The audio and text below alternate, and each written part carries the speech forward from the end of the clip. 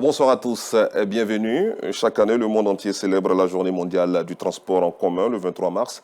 Un tour d'horizon dans les communes de Cocody et de Treichville a permis à nos reporters Yacouba Koulibaly et Noussangare de connaître les différentes préoccupations des automobilistes, des passagers, des piétons et du Haut Conseil du patronat des entreprises de transport routier.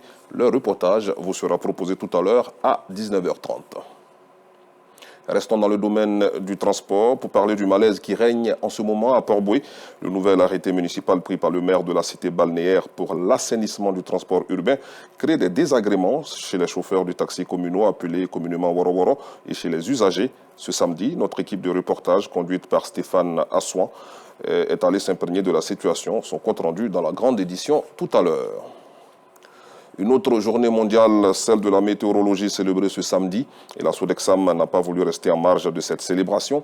Pour marquer le pas, la Société d'exploitation et de développement aéroportuaire, aéronautique et météorologique en Côte d'Ivoire a organisé un panel dans la commune de Port-Boué. Ce panel avait pour objectif d'informer la population ainsi que les décideurs publics sur la menace que représente le réchauffement climatique, non seulement pour la population, mais aussi pour l'économie ivoirienne. Les détails avec Abdoul Aziz Guira et Joël Gossé dans quelques instants. Et puis l'escale 225 nous conduira ce soir à Elima, village centenaire et hôtelier à quelques lieues de l'embouchure de la célèbre station balnéaire d'Asseni, au sud de la ville d'Atiaké en Côte d'Ivoire. La localité croule sous le poids de son lourd et emblématique patrimoine, historiquement riche mais économiquement asséché, au grand désarroi d'un peuple en quête de reconnaissance et en reconstruction identitaire. Notre reporter Joël Gossé nous fera voyager au cœur d'Elima, cette cité lagunaire avec une richesse patrimoniale à 19h30 dans la grande édition.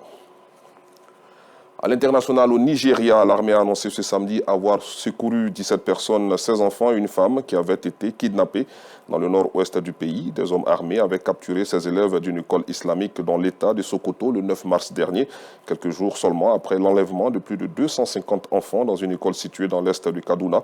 Au cours de ces dernières années, des centaines d'enfants et d'étudiants ont été kidnappés lors d'enlèvements de masse dans le nord-ouest et le centre de l'État fédéral. Avec beaucoup de plaisir, je vous retrouve à 19h30.